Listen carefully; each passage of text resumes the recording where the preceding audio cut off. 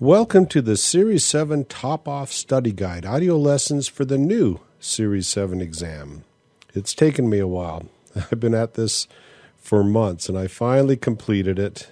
And I'm going to be offering some sample lessons to you in the podcast, the Series 7 podcast. Also, I'm going to put the sample lessons in the SIE podcast, the Securities Industries Essentials Exam podcast. And also probably in CD Baby. And wherever I can put these out there, I'm going to share these with you.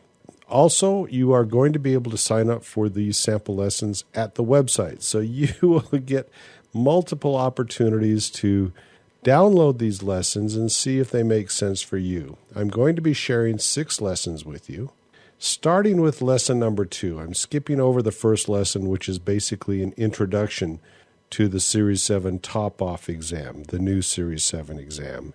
And I'm going straight into the guts of the material, starting out with lesson number 2.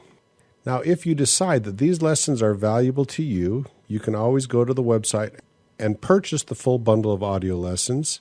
The website is series7podcast.com. The total length of this series of audio lessons, this full course, is 32 hours and 27 minutes in length.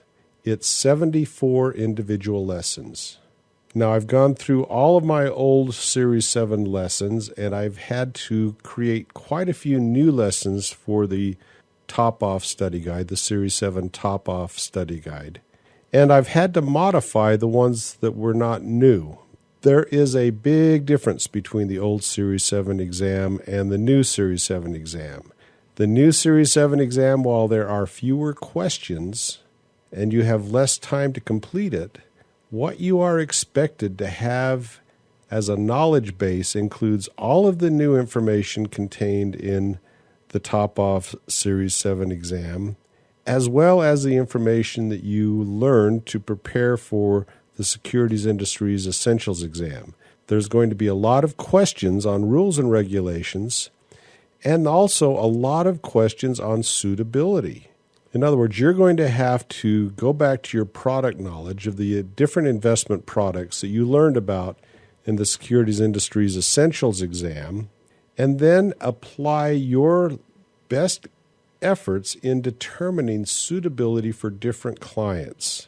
So we're going to be talking about suitability of different investments in many of the lessons where we're also talking about product.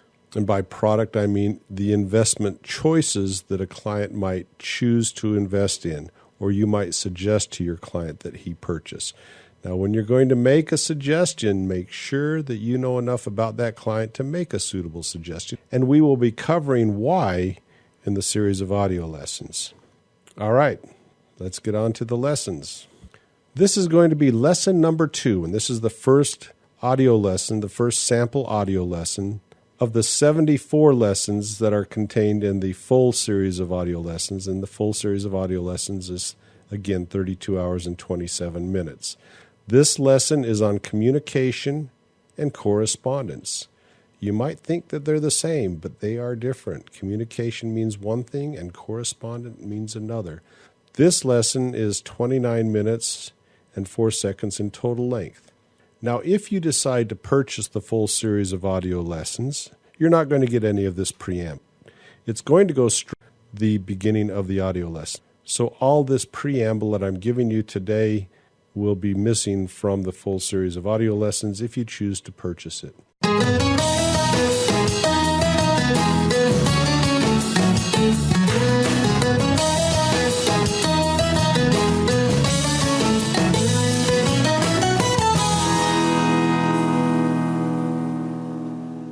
Welcome to the Series 7 Top-Off Exam audio lessons. This is lesson 2, and in this lesson we're going to be covering 1.1 of the outline, and I'm going to read what the outline says, and then we're going to start going through it and see how far we get before we get on to the next lesson. Section 1.1 of the new Series 7 Top-Off Examination outline, which is directly coming from FINRA, states that you need to have a knowledge of, first, standards and required approvals of public communications, types of communications, for example, institutional and retail correspondence, seminars, lectures, and other forum requirements, product-specific advertisements and disclosures, and including in that would be investment company products and variable contracts, options-related communications, and option disclosure documents, municipal securities, research reports. And under research reports, you need to understand what the quiet period is, the third-party research, and the distributions of research reports. Then you need to have a knowledge of government securities, collateralized mortgage obligations, and certificates of deposits. The FINRA rules specifically referenced in this section are FINRA Rule 2210, 2211, 2212, 2213, 2216, 2220, 2330, and 2360. In addition to that, you will need to understand the Securities Act of 1933, which we will cover in detail in another podcast, and the Securities Act of 1934, which will also be covered in another podcast, the CBOE rules for communications with customers, and options disclosure documents, and options communications. And finally, in Section 1.1, we're going to talk about the MSRB rule G21 on advertising. And MSRB stands for Municipal Securities Rulemaking Board. All right, let's start out talking about communications with the public. Now, all this information I'm going to be imparting to you is available at the FINRA website. In fact, if you just type in 2210 Communications with the Public, it'll take you right to the section which I'm going to be talking about in this lesson. So, let's start out at the top. It's pretty dry, but just get used to it. I'm going to try to interpose some comments here and there. But as a general rule, you just need to have a very good understanding of how you can communicate with the public, how you can communicate with your clients, and how you might communicate with an institution. They may be different. So, first of all, the definitions, when they go through these rules, they first of all define what they're talking about. Communication consists of correspondence, retail communications, and institutional communications. And correspondence means any written, including electronic, communication that is distributed or made available to 25 or fewer retail investors within a 30-day period. That may be a key concept, a key number that you might need to remember. 25 or fewer retail investors within a 30-day calendar period.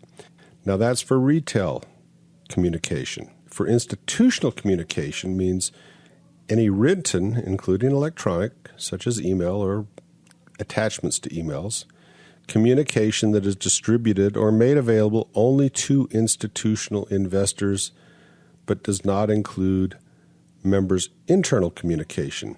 Now, what's an institutional investor? Well, this is described in Rule 4512, subsection C, but let me tell you basically what that means.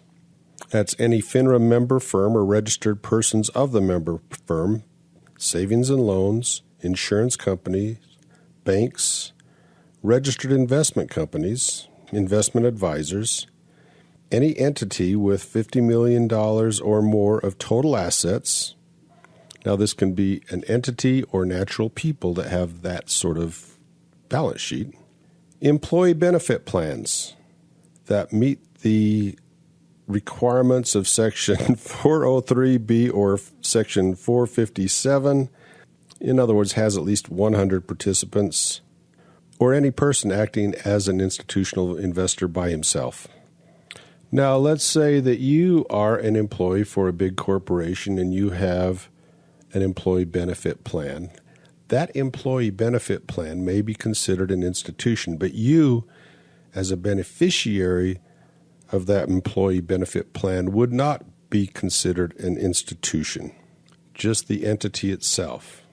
Also, institutional investors means any government entity or subdivision. And finally, an institutional investor can be any person acting on behalf of an institutional investor. I mean, let's face it, corporations don't talk. It's their agents that talk for them or gather information for them. So a person working for a big qualified plan with 100 participants or more who is in a position of decision-making would be considered an institutional investor.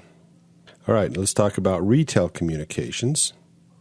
Retail communication, now this is different than retail correspondence. So here's a key concept.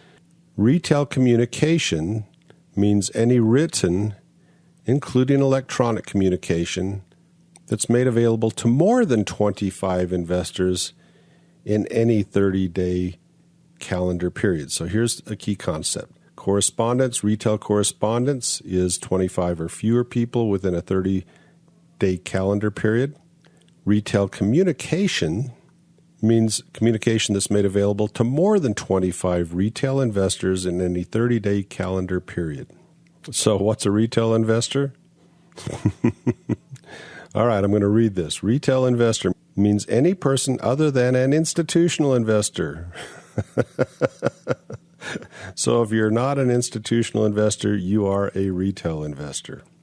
So know who the institutional investors are, and anybody else is a retail investor. All right, that's Section A of 2210. Section B talks about approval, review, and record keeping of retail communications. And this mostly deals with retail communication. So basically, any relation must be approved by the department of your firm before it is released. Again, that's different than correspondence. Retail communication. I'm going to read this directly from FINRA's website. An appropriately qualified registered principal of the member, and in other words, the member firm, the FINRA firm, must approve each retail communication before the earlier of its use or filing with FINRA's Advertising Regulation Department. So this may be your manager, it may be another person that has to approve retail communications. So who can give approval? Let's say you're an analyst. I'm going to read Part B of this. The requirement of B1A may be met by a supervisory agent approved pursuant to the New York Stock Exchange Rule 344 with respect to research report on debt and equity securities as described in various rules, retail communication as described in other rules. I'm not going to read all these other rules to you because you are not going to be required to know the number of the rules. You're just going to need to know the concept, okay? So the supervisory analyst has to have enough technical expertise in the product area before that analyst or supervisory analyst may approve that communication. So there's an exception to that, and this is the exception. A supervisory analyst principal approval is not required if at the time the firm intends to distribute it. In other words, make it part of an advertisement or a mass mailing, and it's been approved with FINRA's advertising department, and they've received a letter from the advertising department that it's consistent with the applicable standards. But once that advertisement is approved, you cannot materially alter it and change its intention or its information. It needs to be consistent. All right, there's an exclusion for the requirements for approval of advertisement, and this is Part D of this section, and it says, any retail communication that is accepted from the definition of research report or debt research report under the communication makes any financial or investment recommendations. And then secondly, any retail communication that is posted as an online interactive electronic forum, and any retail communication that does not make any financial or investment recommendation or otherwise promote a product or service of the member. So I guess that means if you're talking about your company's baseball team, that's not considered retail communication.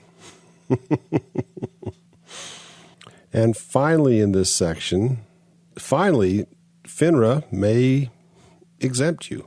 This is Rule 9600. They may conditionally or unconditionally grant an exception for good cause after taking into consideration the relevant factors, if it's for the protection of investors or for the public interest. But again, before the communication is sent on to the FINRA advertising department, the advertising regulation department, it has to be approved by a qualified principal at the firm. Okay, now that's correspondence. Remember the difference between communication and correspondence. All right, all correspondence is subject to supervision and review requirements. In other words, your manager or person in charge of reviewing correspondence has to approve it before it goes out. So your firm has to provide a system of reviewing correspondence.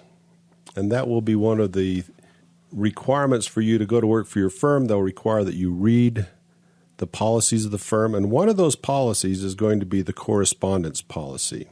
So your firm is required to set up a correspondence policy which will review incoming correspondence directed to you, the registered representative, and then outgoing correspondence. Sometimes it's not going to be required to be reviewed prior to the correspondence. But if that's the case, there must be an educational provision where you understand what you are allowed to say in writing to your clients in correspondence. And your firm has to have evidence of these policies in place. Now, there's some very specific rules that apply to the firm, such as pre-filing advertisements with the department, the advertising department of FINRA, 10 business days prior to any use, but I don't think that's going to be something that you need to understand because that's really at the firm level and not at the individual level. But again, you can go on to the website and learn about that, but I don't think you're going to be tested on things that affect your firm and not you individually. Here's one thing you may be hit on: testimonials. And this has actually affected our firm. We've tried to put testimonials and advertisements, and we've never been able to get it past our compliance department. But here it is. Let me read this. If a testimonial in a communication concerns a technical aspect of investing, the person making the testimonial must have the knowledge and experience to form a valid opinion. That's Part A. Part B reads, retail communication or correspondence providing any testimonial concerning the investment advice or investment performance of a member or its products must prominently disclose the following: the fact that the testimonial may or may not be representative of the experience of other customers, the fact that the testimonial is no guarantee of future performance or success, and finally, if more than $100 of value is paid for the testimonial, the fact that it is a paid testimonial must be disclosed. Let's talk about recommendations for a second. A retail recommendation must have a reasonable basis for the recommendation and must disclose the following things. At the time of the communication, was the member firm making a market in the securities that are being recommended? Or in an underlying security if the recommendation is an option or a future, or that the member or associated persons of the member may sell or buy from customers on a principal basis. That's the first part. Second part, that the member or any associated person is directly and materially involved in the preparation of the content of the communication, has a financial interest in any of the securities of the issuer whose securities are recommended, and the nature of the financial interest, and whether it includes any options, futures, long or short positions, unless that position is a nominal position. And finally, that the member was a manager or co-manager of a public offering of any securities of the issuer within the last 12 months. Again, under recommendations, a retail communication or correspondence may not refer directly or indirectly to past recommendations of the member that were or would have been profitable to any person, but you may set out a list of previous recommendations as long as it's less than a year old.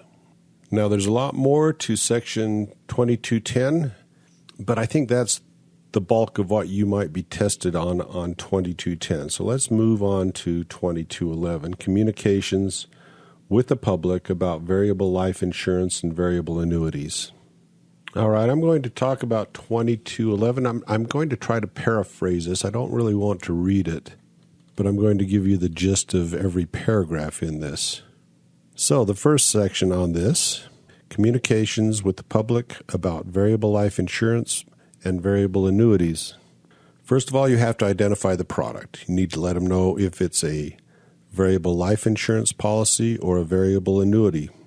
Sometimes the names of the different products mask what you're actually selling, so you need to make it identifiable whether it's a life insurance policy or an annuity product. You have to talk about the liquidity of the product and any tax penalties that may be associated with early withdrawals. Often with variable annuities or variable life insurance policies, there are substantial charges or tax penalties if it's withdrawn early. If it's a life insurance product and it allows loans against the life insurance, then any loans need to be explained in how it may impact future cash flows and death benefits. And then guarantees. Here's one of my pet peeves on insurance products. Insurance companies always say the investment product is guaranteed. Well, it's only guaranteed by the insurance company. So let me actually read this section to you.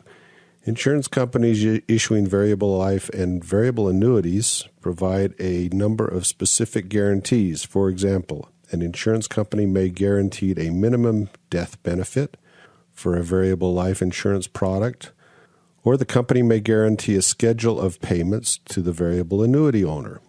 Variable life insurance policies and variable annuities may also offer a fixed investment account, which is guaranteed by the insurance company.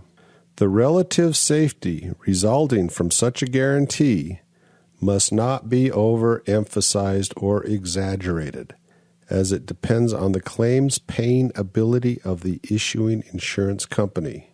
There must be no representation or implication that a guarantee applies to the investment return or the principal value of the separate account. Similarly, it must not be represented or implied that an insurance company's financial ratings apply to the separate account. All right, one thing that the insurance companies try to do is show how previous investments have fared, and based on that, try to convince you to put your money into the annuity or insurance product. So this is specific considerations, Part B of Section 2211. And it's called Funds Performance Predating Inclusion in the Variable. So it says, in order to show how an existing fund would have performed had it been an investment option within a variable life insurance policy or variable annuity, retail communication and correspondence may contain the fund's historical performance that predates its inclusion in the policy or annuity. Such performance may only be used provided that no significant changes occurred to the fund at the time or after it became part of a variable product. However, retail communication and correspondence may not include the performance of an existing fund for the purpose of promoting investment in a similar but new investment option or a clone of the previous fund. And then it goes on to say the presentation of historical performance must conform to applicable FINRA and SEC standards, and particular attention must be given to including all elements of return and deducting applicable charges and expenses. Often when you're buying an insurance product, they will give you hypothetical illustrations This is section 5. And it says hypothetical illustrations using assumed rates of return may be used to demonstrate the way a variable life insurance policy operates. The illustrations show how the performance of the underlying investment accounts could affect the policy cash value and death benefits. These illustrations may not be used to project or predict investment results, as such forecasts are strictly prohibited. But they always use those. They say, this is how it's performed in the past. And then they will say past performance is no guarantee of future results. But still, people always project those past results into the future.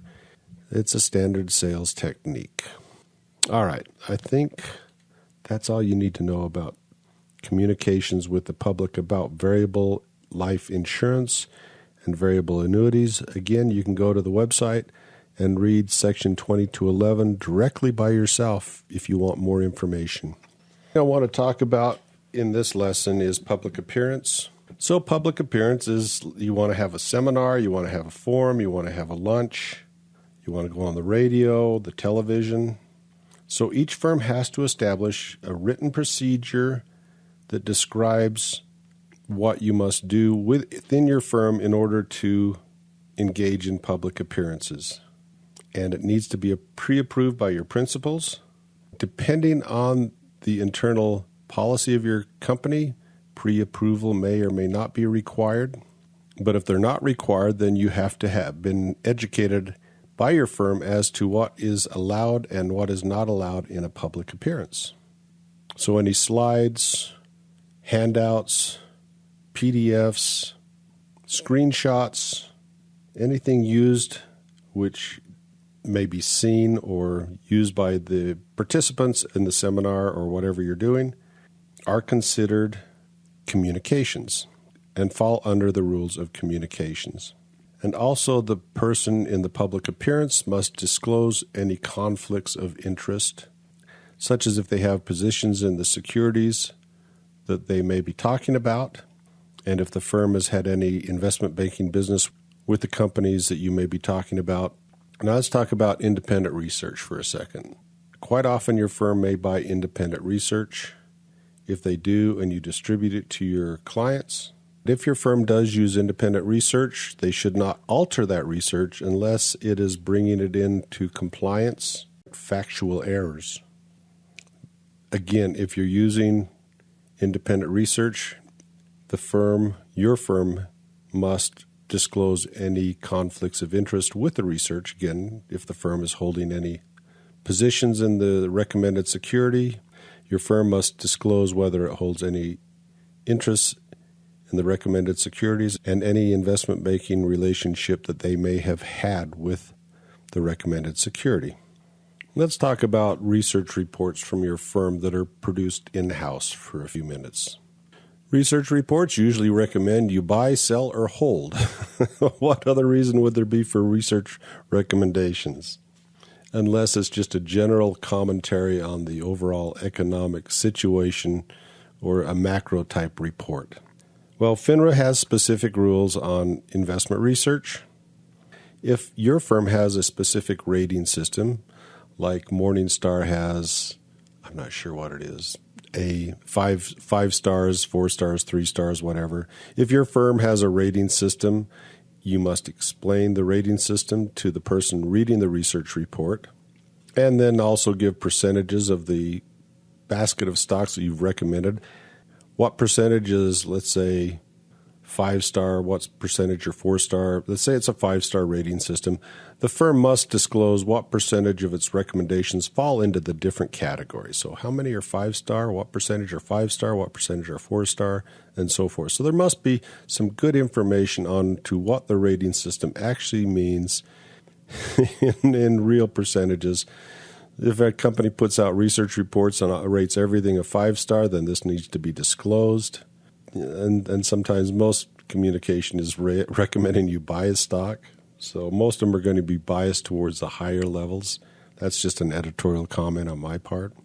The analyst preparing the research cannot be compensated based on the performance of the recommended security.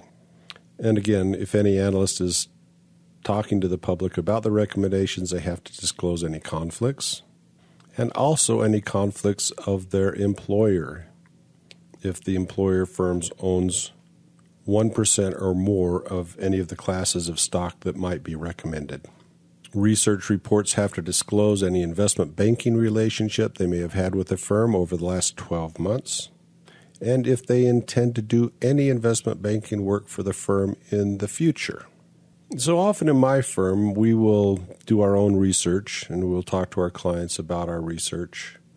Now, I'm a registered investment advisor. I don't work for a FINRA firm, but let's just say I worked for a FINRA firm, and we created our own research, but also we might have access to, let's say, Morningstar reports. Anytime we would issue a Morningstar report, we would need to disclose the fact that it's coming from Morningstar and not our own research team.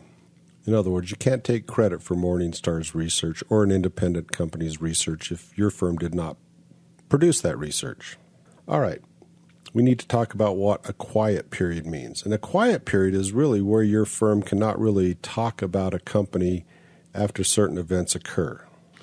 The primary quiet period occurs when your firm has been a participant in an IPO of an offering, and it also applies to a secondary offering. The quiet period is a minimum of 10 days after an IPO and 3 days following a secondary registration. Now, if you don't understand what an IPO or a secondary registration is, we will talk about that in a later part. Let's go into a little more detail about electronic communications. In today's era of social media, there's always an opportunity to talk about a stock in a bulletin board or on Twitter or places like that. You need to be very careful. If your firm has a website, it's subject to very specific rules and regulations about what can and cannot be talked about in that website or the chat room at that website. If you go onto an electronic bulletin board and start talking about stocks, that needs to be approved by a principal of your firm. Now, each post doesn't necessarily need to be approved, but your participation in the forum or the bulletin board needs to be approved by your principal. But any communication has to be held to what are considered normal standards for accuracy and completeness. You can't just give partial information if you're going to go onto these forums and give opinions. Now, if you're not a registered representative under FINRA and you're just an individual giving your own comments, FINRA doesn't really apply to you. This applies to you if you're working for a broker-dealer. What about Facebook and the social media, Twitter? Right now, when I'm recording this, there really haven't been any announcements by FINRA regarding these areas of social media, but stand by. I'm sure they will regulate it at some point in time. They always look for other places to regulate. That's what bureaucracies do. That's going to finish up this lesson. This is the final sample lesson, lesson number 7 of the total 74 lessons in the full series of audio lessons for the Series 7 Top-Off Study Guide, audio lessons for the new Series 7 exam. This lesson is on MSRB advertising and FINRA rules, the first of many lessons you're going to be having on FINRA rules. It's a fairly short lesson. It's 17 minutes and 41 seconds. Now that after this lesson, you will got this, as I said, this is the final sample lesson. Hopefully you found these lessons valuable, and if you have, please go to the website, series7podcast.com, and purchase the full bundle of lessons.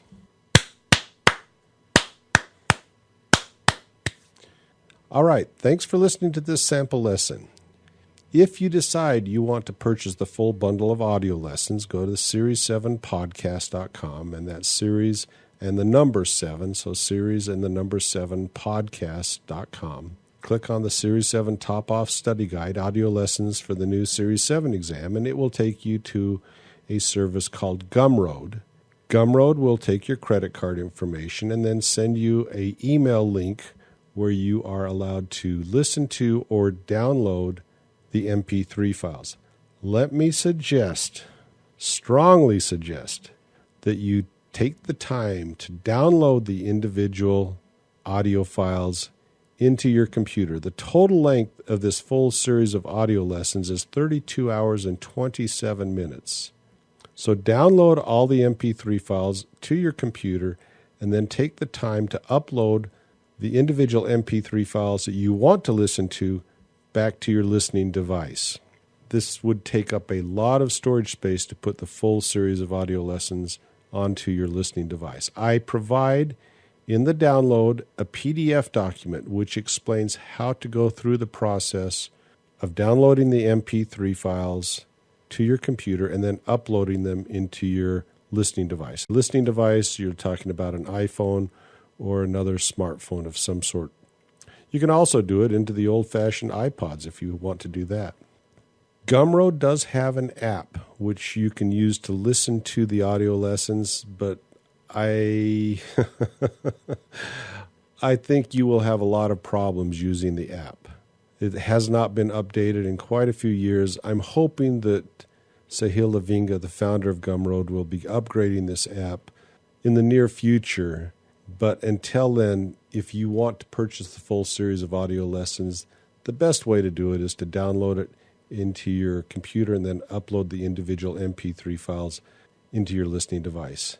Now, a lot of people have asked me why I don't put the full series of audio lessons out on, let's say, a service like Audible or iTunes. Well, if I did that, they take such a big portion of my revenues that I would probably have to more than double the price that I charge you for this series of audio lessons. I try to keep the price reasonable and affordable to you. And if I uploaded it to those services, I just wouldn't get enough to justify the trouble that I go through to put these audio lessons together. All right. Best of luck in your studies. I hope you find these audio lessons useful.